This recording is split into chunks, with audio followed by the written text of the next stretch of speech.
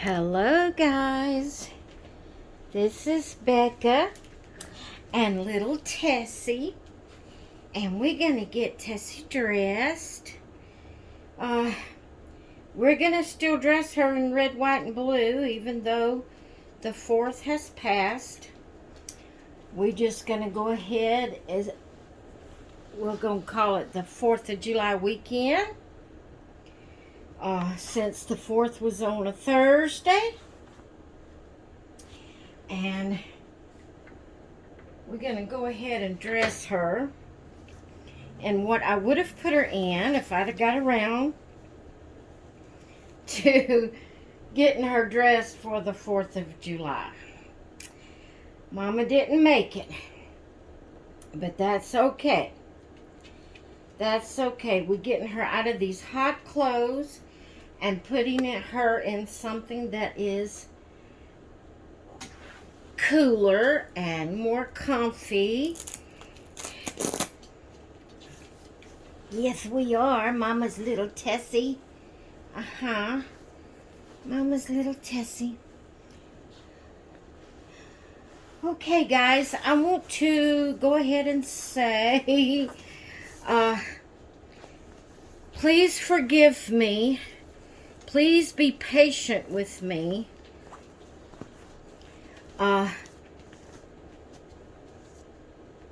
If I'm a little later in the week getting a baby sent off or a package, whatever you have won in the giveaways, please be patient with me. Am I putting this on backwards? Does that go in the front? Yeah, that goes in the front. Okay. The past 2 weeks has been pretty tough on me. The past 2 Tuesdays, we've had to go to the town that is an hour away, so that's a 2-hour round trip for hubby's eye cataract surgery. And if you take care of men, you know how they are. You know how they are. So my time has been really consumed with helping hubby. Now my mom had cataract surgery and I never had to do anything with her, but Mom just sat here in her room when she was here, you know. So when she come back from cataract surgery, she didn't do anything that I had to stay on the watch for or help her with, because, you know, she wasn't an active person. Hubby is a very, you know, I've told you over and over how he cannot hardly stand to be inside. So he worked today, but, you know, he was off Tuesday for the surgery. We had to, you know, sit around waiting on them to take him back. And then when he got home, he was still a little loopy from the anesthesia. And so he just sat around and kind of dozed the rest of the day when we got home. But it was kind of late. We was like 4:30 getting home. It was late. Then that was Tuesday. Wednesday morning, he had to get up early and go back to the doctor in that same city that's an hour away, which I didn't go with him on his checkups, but he had to go for his one day after a surgery checkup.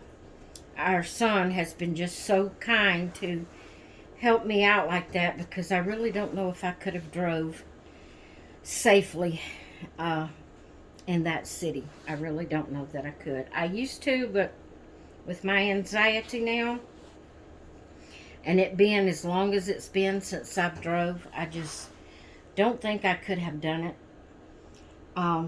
So our son has been so good to help us out during this time, and we really, really, really appreciate it. But you know, hubby had to go right back Wednesday morning for his day after checkup to make sure everything was looking good, and it was. So he came back with, he still couldn't do anything Wednesday. He still can't bend over or pick up anything heavy. But for some reason he thought he needed me to put the eye drops in his eyes. He's always put his own eye drops. We both use eye drops daily, just about it. For artificial tears and things like that.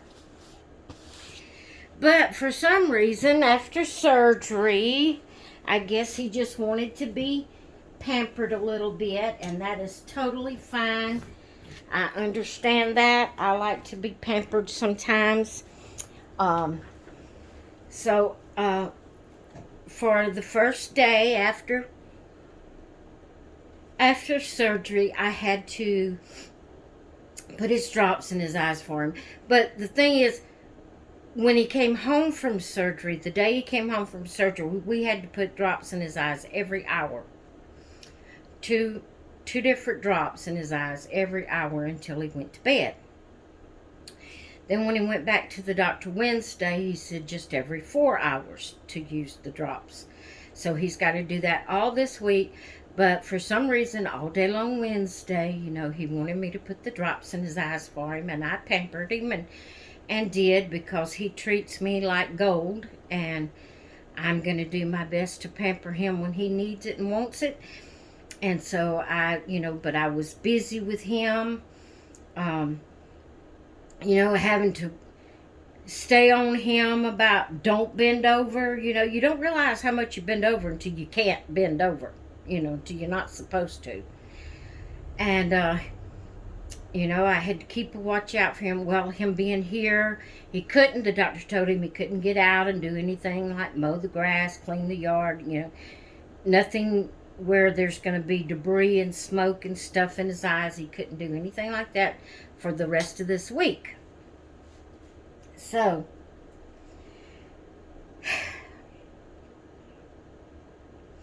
him being inside, and y'all know I've told you he does not like being inside. So therefore he's doing more talking to me, taking up more of my time than I'm used to him taking up. And I'm telling you all this to say I've really been busy and stressed and anxiety the past 2 weeks. And I'm just today getting the baby that we did the drawing for last Saturday. I'm just today getting the baby boxed up and ready to go out in the mail. The winner actually contacted me yesterday and asked me had I already sent it. And I'm going to be honest.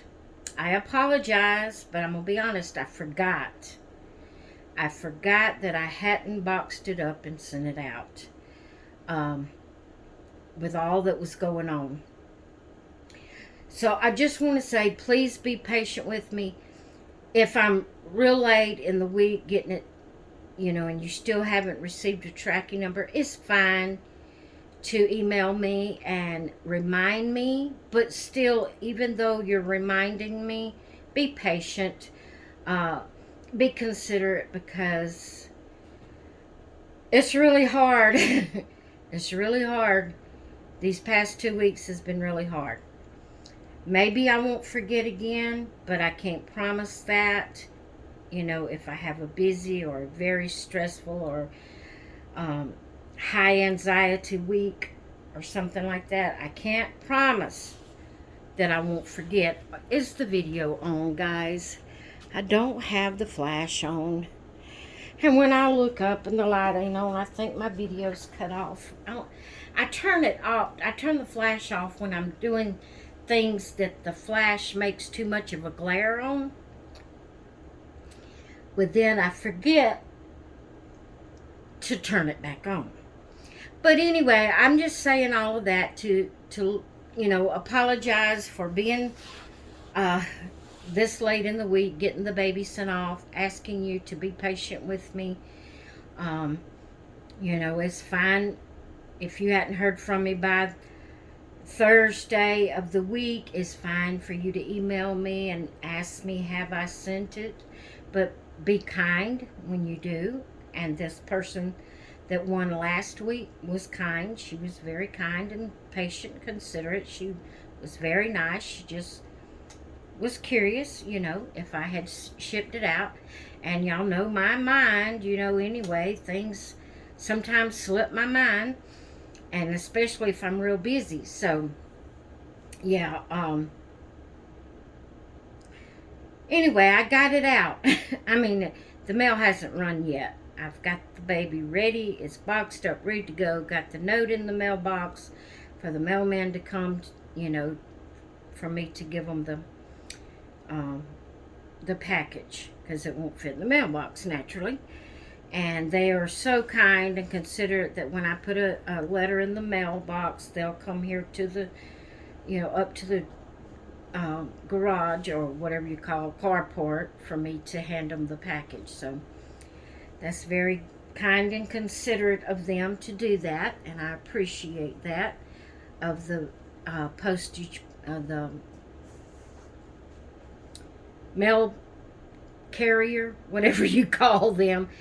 I can't say mailman, because sometimes it's a man, sometimes it's a lady. So mail carrier. I need to remember to say mail carrier.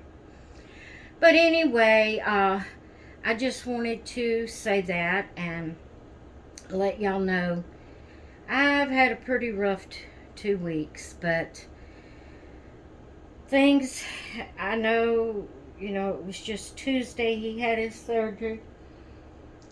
Hasn't even been a week yet, but he knows and I know that I'm not going anywhere until next Friday, the 12th, when I have to go to my doctor. But that's just here in town. It's 5 minutes away from me. I don't usually take very long in there, and I'm back home. So it's not as stressful as knowing I'm going to be gone all day long. That's hard on me. That's really taxing on my anxiety and nerves. So, anyway, maybe hubby will,